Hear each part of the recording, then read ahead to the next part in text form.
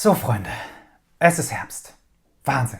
Die Blätter fallen. Man muss nicht mehr dauernd irgendwie an Baggersee und mit irgendwelchen Freunden grillen oder abends sich auf einen Aperoli treffen, sondern man kann endlich wieder drin bleiben. Schönste Jahreszeit, super geil, die ganze Zeit schlechtes Wetter. Für so Drinnis wie mich ist das perfekt.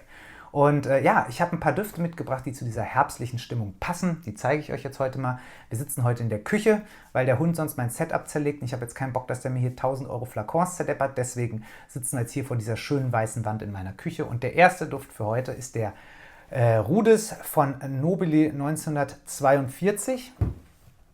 Wir holen den mal hier raus. Das ist ein Rotweinduft oder insgesamt ein Weinduft. So sieht der aus. Und dieser ganze Flakon spiegelt so ein bisschen die Geschichte wider.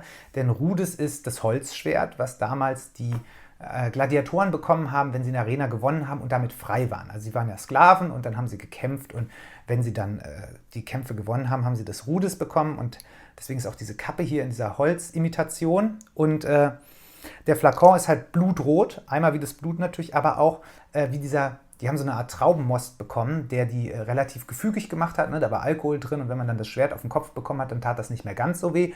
Und das hat auch Energie gegeben, weil da relativ viel Fruchtzucker drin war. Und das alles kombiniert hier in diesem Duft. Also wirklich, ich finde, das ist ein wahnsinnig toller und outstanding Duft. Er ist überhaupt nicht süß. Also wer jetzt bei Trockenfrüchte irgendwie an süß denkt, der ist hier falsch. Das ist wirklich ein ledriger, ganz schwerer, eher wie Rotwein, Trauben, Trockenfrüchte-Duft. Wenn man das jetzt als Wortkombination mal so stehen lassen möchte.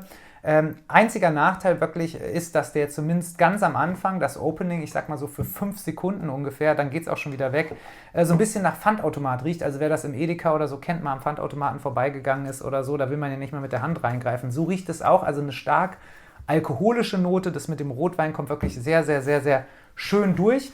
Ja, und wer Lust auf so einen wirklich trocken, ledrigen, unsüßen, aber trotzdem irgendwie so fruchtig, gärig, alkoholischen Duft hat, der nicht so eine Boozy-Note hat, also es ist jetzt nicht so eine Rum- oder Whisky-Note, sondern wirklich eine trockene Rotweinnote. Und noch eine schöne Geschichte drumherum mit dieser, wie gesagt, handkolorierten Box hier. Der ist beim Rudis von Nobile gut aufgehoben. So, Nummer 2 ist der Hexensalbe. Hier sieht man das von Skåra Skogar. Das ist so ein schwedisches Nischenhaus. Ich sag mal so, ich glaube, der Duft taucht in relativ wenigen Listen auf. Und das ist eigentlich schade. Die Marke wird oft übersehen, vielleicht auch einfach, weil sie nicht so Performance-Monster macht, sondern halt relativ subtile Parfums. Jetzt habe ich hier so sehr geklappert nebenbei. So sieht er aus. Hat hier oben einmal dieses Symbol und dann hat er hier so dieses, sieht so ein bisschen nach Black Metal Cover aus. Und ja, was erwartet einen hier? Es ist natürlich ein dunkler Duft. Aber in erster Linie ist es ein Lakritz- und Tuberose-Duft, was man vielleicht nicht direkt merken würde. Also man hat hier am Anfang wirklich so ganz schwere ätherische Lakritznoten. Es soll auch Tollkirsche mit drin sein. Ich kann mir vorstellen, dass das maximal der Parfümeur irgendwie vorher sich einverleibt hat, denn ich weiß nicht, wie Tollkirsche riecht. Soweit ich weiß, ist es auch schwer giftig. Und die Geschichte dahinter ist, glaube ich, so ein bisschen, dass das so ein Aphrodisiakum sein sollte, diese Hexensalbe. Aber es stimmt schon, Hexensalbe passt, es ist balsamisch. Und wer Lust auf so einen tuberosigen Lakritzduft hat, der vor allen Dingen am Ende so Barbershop-Vibes bekommt, was mich ziemlich überrascht hat. Also gerade wenn er so im Drydown, der hält sehr lange, der strahlt nicht so doll, aber der hält sehr lange. Wer dann nochmal riecht, der wird feststellen, der kriegt tatsächlich so ein bisschen so eine sehr maskuline Barbershop-Note. Nichtsdestotrotz finde ich, ist es ein Unisex-Duft und wer Lakritz in Düften mag und wer Bock hat, mal was auszuprobieren, was jetzt nicht irgendwie jeder trägt, der kann sich das hier nochmal merken. Also Skåra Skogar, Hexensalbe, die haben ganz viele tolle Düfte. Stellen wir vielleicht später irgendwann nochmal welche vor, aber für jetzt würde ich sagen, gerade für den Herbst ist es ein toller Duft mit einer sehr outstanding Verpackung und mit einem ganz abgefahrenen, mit einer ganz abgefahrenen Duftkomponente. So, dann haben wir hier als nächstes den Tero, das bedeutet, glaube ich, Erde und das ist ein Duft von Nishane aus der Time Capsule Kollektion. Und was mich hier überrascht hat, ist, der wurde so sehr angepriesen als Gourmand-Duft und ich kriege das jetzt hier schon wieder nicht so richtig gut raus, muss ich sagen. Und was hieran besonders ist, also so sieht er jetzt hier in der Packung aus, ich halte das mal so, dass das nicht rausfällt. Ne? Ihr kennt ja vielleicht diese Nishane-Verpackung. Der ist mit Sichuan-Pfeffer Und zwar mit Sichuan-Pfeffer Absolut, glaube ich sogar. Und mit schwarzem Pfeffer. Und dadurch geht der wirklich super krass los. Also ich habe gehört, es soll ein Gourmand-Duft sein. Das ist mir gar nicht aufgefallen, als ich den zum ersten Mal aufgesprüht habe. Ich habe wirklich echt diese Pfefferwolke wahrgenommen und gedacht, okay, krass. Ich war mir erst nicht mal sicher, ob der Duft überhaupt gut ist. Gut, es war auch sehr, sehr kalt. Also dann ist der Alkohol verdunstet ja schneller, je kälter der Duft ist. Da war ich erst so, ich dachte, uiuiui, wird das was? Aber dann kommt wirklich dieses Salzkaramell durch. Und das ist einfach perfekt. Also das Salzkaramell ist einfach super authentisch, habe ich so jetzt auch irgendwie noch nie woanders gerochen. Kann man sich aus Draht nicht nachbiegen. Und was ich auch ganz gut finde, ist, dass er mit dem Patchouli, was drin ist, und dem Zimt, das ist eher so Zimtrinde, würde ich sagen, eher erdig wird. Also wenn jetzt jemand sagt, ich habe Bock auf ein Gourmand, aber das ist mir alles immer zu sehr Zuckerwasser, das kriegt man hier nicht. Also wirklich, der ist tatsächlich eher auf der süß-würzigen Seite und das Süße kommt auch hier tatsächlich ausschließlich vom Karamell und das ist wirklich ganz, ganz toll getroffen. Und darunter kommt dann halt so dieses schöne Patchouli und dieses Pfeffer-Opening, das tritt einem halt wirklich erstmal komplett irgendwie die Fresse kaputt. Also das hat mich schon stark überrascht, wie pfeffrig der am Anfang ist. Aber gut, bei 2 Pfeffersorten und auch gerade bei Sichuan-Pfeffer ist das jetzt vielleicht nicht weiter überraschend. Den kriegt man auch immer für einen ganz guten Kurs eigentlich, muss man mal gucken. Oder ihr kauft ihn halt in der Parfümerie, was meiner Meinung nach immer die beste Idee ist. Aber je nachdem, wie da so die eigene Finanzlage ist, kann man auch mal gucken. Da kriegt man hin und wieder ganz gute Angebote, was den Tero angeht. Insgesamt alle aus dieser Time Capsule Serie sind wirklich empfehlenswert. Also auch den Credo, wer so eine Alternative zum Oud Wood von Tom Ford mal sucht, der wird auf jeden Fall mit dem Credo happy. Apropos, wir gehen mal weiter. Der nächste Duft ist einer, den kennen wahrscheinlich einige von euch. Die Marke hat im Moment auch so ein bisschen Hype, mal wieder, muss man vielleicht sagen. Und das ist der Sturkis. Sturkis von Orto Parisi und ja, also ich glaube, ich brauche jetzt diese Marketing-Story nicht zum 10.000. Mal hier runterbeten. Ja, Sturkis heißt Scheiße auf Lateinisch oder Dreck oder Schmutzfink oder Kot und deswegen ist der Duft irgendwie so durchfallfarben. Ja, und alle sagen mir, der riecht nach Scheiß und das hier oben sieht aus wie ein getrockneter Kuhfladen und so, bla bla. Ist alles Quatsch. Ist einfach alles Quatsch. Also es ist ein wunderschöner Herbstduft, einer meiner absoluten Favoriten. Man hat Anis, man hat eine Rose, man hat Mandeln, man hat eine ganz tolle Kombination aus so erdigen Noten. Ich glaube, Leder ist nicht drin, riecht auch nicht ledrig, aber so diese Anis-Süße zusammen halt mit dieser Rose ergibt mit diesen ganzen dunklen Noten, die so unten drunter noch liegen, wirklich ein ganz viel Holz ist drin. Ich glaube, es ist auch in allen Orto Parisi Oud, ob das jetzt echt ist, das lassen wir mal unausgesprochen, aber er hat auf jeden Fall auch so eine ganz, ganz leichte ätherische Oud-Note, nicht so diese stinkige, sondern wirklich eher so eine balsamische. Ich persönlich finde das ein absoluter Brecher. Über die Performance von Orto Parisi muss man auch, glaube ich, nicht mehr viel sagen. Hält 1000 Jahre und wenn man da oft genug auf den Sprüher drückt, dann riecht man auch noch 2 Tage später danach. Gerade auf Klamotten hält der wirklich wahnsinnig krass. Und von den ganzen Orto Parisi, ich weiß, es gibt noch den Teroni und es gibt den Koyum und sowas, ist der Sturkis, ist einfach, würde ich sagen, einer der absolut besten Orto Parisi, aber auch insgesamt einer meiner absoluten Lieblingsdüfte. So, ich packe den jetzt hier wieder ein. Das kann man ja dann mal rausschneiden vielleicht. Das hilft ja auch nicht so. So, der nächste Duft ist ein bisschen was für einen schmalen Taler tatsächlich. Das sieht man auch schon in der Verpackung. So wahnsinnig hochwertig ist er nicht. Das ist der Encre Noir von Lalique. So sieht er aus. Das sind jetzt hier die 50 Milliliter. Ich finde 100 Milliliter verbrauche ich nie. Deswegen gucke ich, dass ich immer so kleine Abfüllungen kaufe.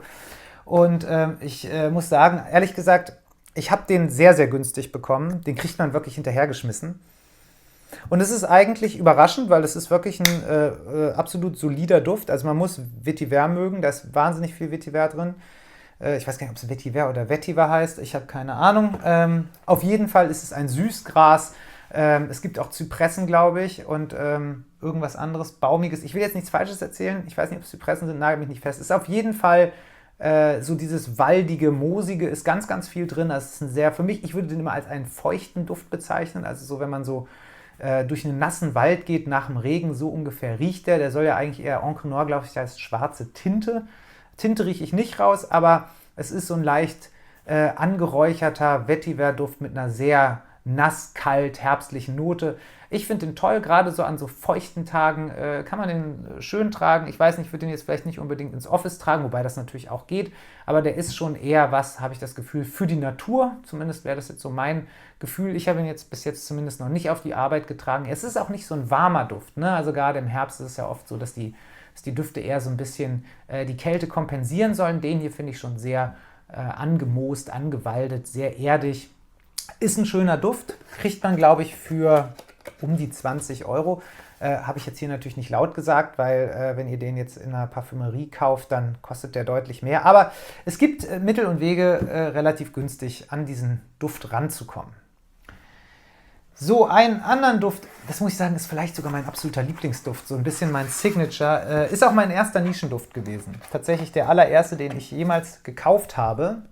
Und das ist der Baraonda von Nasomatto und Gualtieri, also ja hier, ne, Sturkis ist auch von Gualtieri und das ist nur die andere Linie, also Orte Parisi und Nasomatto sind so ein bisschen Geschwisterlinien und das hier ist jetzt hier der Baraonda, das bedeutet, glaube ich, Tumult und finde ich ein bisschen irreführend, weil so richtig Tumult machen tut der nicht.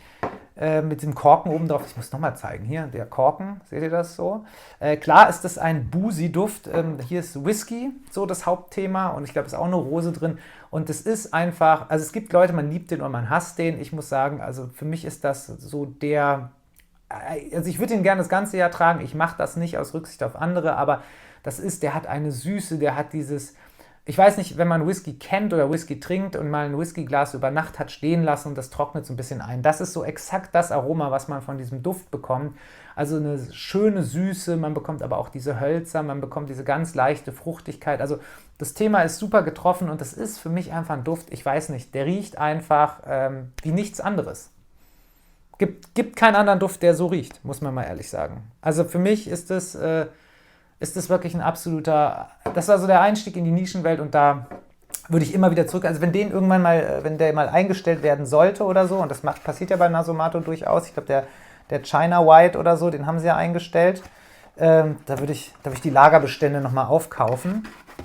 Nasomatto typisch kommt der hier in so einer relativ unspektakulären Pappbox, tut aber seinen Job und ist ein wirklich schöner Duft. Und der zweite, und da kommen wir direkt hinterher, ist tatsächlich auch ein Nasomatto, das ist der Black Afghano. Auch das ist ein ganz, ganz toller Duft, allerdings halt ganz anders. Ich zeige den jetzt mal, auch wenn der nicht so wahnsinnig viel anders aussieht. Da ist halt das Kopfteil jetzt so ein bisschen schwarz, so wie Kohle. Das ist, eigentlich ist das ein Hanfduft. Und ich muss sagen, als ich den das erste Mal gerochen habe, da war ich noch nicht so weit. Jetzt rieche ich dran und denke so, ich würde den am liebsten direkt aufsprühen, weil das ist einfach, ich mache das jetzt einfach sogar. Das ist mir jetzt egal. Ich habe heute noch keinen Duft drauf tatsächlich. Und ja, das ist einfach, ich kriege da am Anfang sogar so eine leichte Sesamnote raus. Aber das ist jetzt nicht dieses Kiffgras, dieser eklige Geruch, ich mag das überhaupt nicht, sondern das ist wirklich so ein harziges Hanf, was hier rauskommt. Auch gemischt mit ganz vielen dunklen Noten. Ich kann das gar nicht so richtig, also bei vielen Gualtieri, er veröffentlicht da keine Noten, habe ich schon das Gefühl, kann man so ein bisschen rausriechen, was drin ist. Hier muss ich gestehen, ich bin echt ahnungslos. Also auch hier könnte so ein bisschen Vetiver drin sein, aber ich will mich auch nicht festlegen. Hat auf jeden Fall ganz stark diese Hanfnote, hat ganz viele so holzig, dunkle Akkorde. Insgesamt ist es ein absolut outstanding Duft. Also auch hier muss ich sagen, der ist nicht ohne Grund so berühmt. Es gibt kaum jemand, der das irgendwie gut hat nachmachen können in der Parfümwelt. Also der hat seinen Ausnahmestatus absolut zurecht. Und wenn man da jetzt in die Richtung gehen will, gerade im Herbst, man kann einfach beide kaufen. Ich könnte mir vorstellen, dass es durchaus Leute gibt, denen der eine mehr gefällt als der andere. Aber für mich sind das so die beiden Nasomatto sind auch die berühmtesten, muss man tatsächlich sagen. Ich habe jetzt hier keinen Nudiflorum oder so bei, sondern es sind wirklich die beiden Bestseller und das hat auch seinen Grund, das sind absolut outstanding Düfte. Müsst ihr auf jeden Fall ausprobieren. Jetzt kommen wir mal zu einem Duft, der vielleicht nicht so super bekannt ist und der auch nicht in jedem zweiten Video in die Kamera gehalten wird. Im Sommer hatte der Tilia von Marc-Antoine Barrois so einen absoluten Hype. Fand ja auch einen okayen Duft. Ich fand ein bisschen zu stark. Das hier ist meiner Meinung nach ein Banger. Das ist der B683. Ich glaube, das hat auch irgendwas mit irgendeiner Geschichte zu tun. Es ist mir auch völlig egal. Das ist ein Lederduft mit einem Apfel. Der Apfel ist top-notch. Also das ist ein wahnsinnig authentischer Apfel. Kriegt man selten. Oft riecht das ein bisschen nach Apfelringen. Hier ist es wirklich absolut großartig gelungen. Das Ding ist ziemlich teuer. Ich glaube, es kostet fast 300 Euro für die 50 Milliliter. Aber man muss auch sagen, das riecht auch teuer. Also es ist einfach ein Duft, der riecht nach Luxus, der riecht großartig. Und ja, das Leder ist ein Quentin Bisch Duft. Also wer Quentin Bisch kennt, der weiß, was einen erwartet. Also auch hier Performance, alles so turbonuklear, muss man ein bisschen vorsichtig sprühen, aber das ist wirklich, also wenn ich jetzt also das Ding wird einfach diese Sammlung nicht verlassen. Den würde ich immer, der riecht, also das ist was fürs Büro, zumindest wenn man da der Chef ist oder einem der ganze Laden gehört. Das Ding riecht wirklich so wie, weiß ich nicht, keine Ahnung, wer so riecht. Wenn ich das aufsprühe. Aber das ist, also, wenn ihr einen Lederduft sucht, mit einem geilen Veilchenblatt mit Apfel und einer tollen Oud-Note, die überhaupt nicht stinkig ist, sondern einfach nur turbo-elegant, dann empfehle ich euch den B683 Marc-Antoine Barrois. Muss man kaufen. Ich rieche die ganze Zeit den Black Afghano noch hier rein. Also ja, wie gesagt, das ist absolute Kaufempfehlung. Dann, was haben wir hier noch? So ein bisschen aus der zweiten Reihe. Ist mal wieder ein D.S. Durga Duft. Ich weiß nicht, ob ihr jetzt schon mal ein Video von mir gesehen habt. Wahrscheinlich nicht. Es gibt ja auch nur 2 bis jetzt. Ich bin ein großer Fan von D.S. Durga und ich muss sagen, der Amber Kiso ist, ja. Also das ist ein rauchiger Duft. Da ist Weihrauch, Leder. Ich glaube, auch hier sind definitiv Zypresse drin. Ist so ein bisschen so in Richtung japanischer Schrein, so sehr meditativ. Und was ich hier ganz, ganz besonders finde, hier steht es sogar drauf, guck mal, können wir vorlesen, ne? Japanische Zeder, Weihrauch, Savara-Zypresse, dann gibt es irgendeinen japanischen Ahorn, Patchouli, Iris ist in fast allen. D.S. Durga Düften, Hinoki, das ist auch eine Scheinzypresse, glaube ich, Leder und Tree Moss, also Baummoos. Was man hier sagen muss ist, oft sind diese Düfte, und da fällt auch zum bisschen der Lalique rein, ne? Also so der Encre Noir, wenn die so waldig sind, werden die so ein bisschen moselig und so ein bisschen irgendwie nass, kalt, feucht. Und das ist der nicht. Also das ist so, wenn ich jetzt so ein Happy Place hätte, so mein Schrein quasi, dann so wird es da riechen. Also das ist ein Duft, der riecht absolut outstanding. Finde ich ganz, ganz toll. Ja, habe ich jetzt, glaube ich, zu allen gesagt, dass die outstanding riechen. Aber bei dem, sonst würde ich es ja auch nicht vorstellen, aber bei dem, also wenn ich hier nur dran rieche, habe ich auch direkt Bock, den aufzutragen. Ich mache das jetzt nicht, weil der Black Afghano strahlt hier jetzt schon wie verrückt vor sich hin. Muss ich sagen, ist ein absolut fantastischer Duft. Insgesamt würde ich sagen, D.S. Durga haben eigentlich so viele großartige Düfte. Also den Burning Barbershop, den werden wir auch irgendwann nochmal besprechen. Dann den ganz neuen, glaube ich, wie heißt der jetzt? Komme ich natürlich wieder nicht drauf. Gatto Blackout, den können wir uns im Winter nochmal anschauen.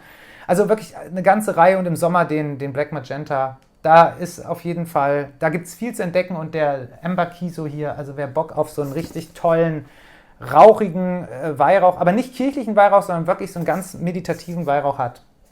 Absolut großartig. Ich sehe, dass das hier gerade alles irgendwie ins Bild reinragt. So, was haben wir noch? Wir sind fast am Ende mit den Herbstdüften. Es ist aber auch eine ganz schön große Reihe. So, als nächstes haben wir den Thunder 70 von Cana Barcelona. Das ist so ein bisschen eine Marke, ich weiß nicht, irgendwie so richtig einen Hype haben die im Moment nicht. Was schade ist, weil die wahnsinnig tolle Düfte haben. Zumindest hier diese, ich weiß gar nicht, wie diese Linie heißt. Die sind ganz, ganz toll.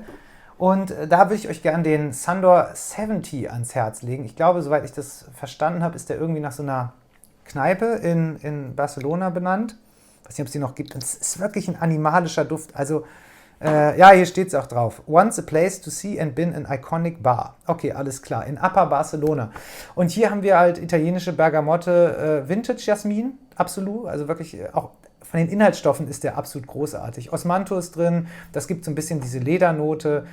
Peru-Balsam, mexikanisches Vanilleextrakt, genau.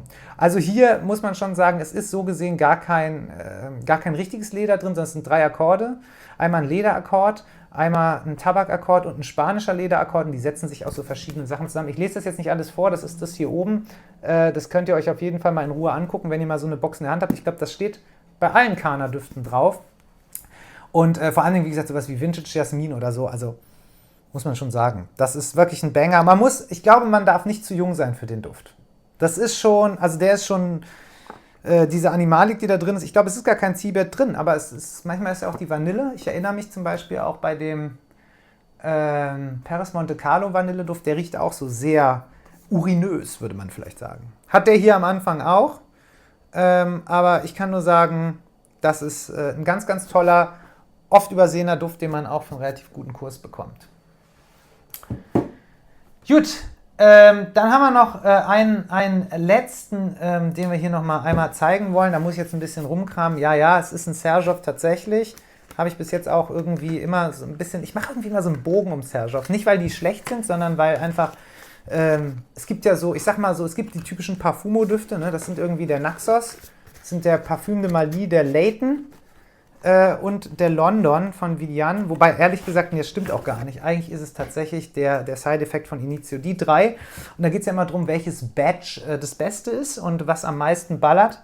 Was ich sagen muss, was für mich einfach ein super Duft ist, ist der Torino 22. Das ist, also die Torino-Reihe kennen wir vor allem für den Torino 21, das ist dieser wahnsinnig überhypte Zitrusduft, den finde ich okay, finde ich ein bisschen langweilig. Aber hier hat man Eukalyptus und nicht nur das, einen sehr, sehr schönen Safran. Viele Leute würden vielleicht sagen, okay, das ist eher ein Sommerduft, aber dann muss es schon ein kalter Sommertag sein, weil das ist schon auch ein sehr intensiver Duft. Der ist mit dem Safran relativ schwer, muss ich sagen. Und ja, ich finde den ganz, ganz toll. Ich trage den wahnsinnig gerne und ich würde den eher ich sehe den eher im Herbst. Also wer noch Bock hat, gerade an den warmen Herbsttagen oder wärmeren Herbsttagen mal einen erfrischenderen Duft zu tragen, hier gerade mit diesem Eukalyptus, gut konterkariert mit diesem echt guten Safran. Es gibt Leute, die sagen, der riecht wie irgendwie ein BR 540, aber das ist meiner Meinung nach Quatsch. Hat nichts damit zu tun, gerade durch den Eukalyptus, der hebt es deutlich ab und nicht jeder Safran-Duft ist irgendwie ein Baccarat Rouge. Aber hier ist es so ein bisschen der, ich sag mal, der Hidden Champion, wo der 21er immer so in der First Row steht, ist bei mir auf jeden Fall der Torino 22. Und ja, wie gesagt, diese Boxen, klar, ne? Wenn man angeben will, ist das auf jeden Fall eine tolle Box. Kann man sich in jedem Fall schön irgendwo hinstellen. Macht was her. Aber der Duft macht noch mehr her. Also Box cool, Duft noch besser. Ja, jetzt haben wir uns hier ziemlich durchgewühlt, ehrlich gesagt. Ich hoffe, ihr hattet ein bisschen Spaß, ist die ein oder andere Inspiration bei rausgeploppt. Ich muss dazu sagen, hier waren jetzt nicht so wahnsinnig viele Neuheiten drin, das weiß ich auch. Das sind jetzt alles Düfte, die es schon relativ lange gibt. Aber das bedeutet ja nicht, dass sie schlecht sind. Naja, egal, ich rede mich um Kopf und Kragen, Freunde. Ich glaube, ihr habt verstanden, worauf ich hinaus will. Das ist wirklich so ein Potpourri an Sachen, wo ich sage, die kann man eigentlich fast blind kaufen. Da ist jetzt keiner bei, der irgendwie Erfahrung oder eine geübte Nase bedarf. Das sind alles relativ schwere Düfte. Vielleicht noch so der Hexensalbe, gut, da könnte man, und beim Rudis, also so die ersten beiden. Ne? Da muss man vielleicht mal Test riechen. Aber ich sag mal, bei allem anderen, wenn man einen richtig schönen, guten Herbstduft sucht, der perfekt zu der etwas kälteren Jahreszeit passt, dann ist man mit dem Zeug hier super beraten. Ja, gut, das soll es gewesen sein. Wir sehen uns dann im nächsten Video. Ich mache nochmal eins, wo wir mal nur über Lederdüfte sprechen. Das könnte auch ganz spannend werden für den einen oder anderen. Ich werde mir dafür jetzt nichts Ledernes anziehen. Ich bleibe jetzt hier einfach sitzen.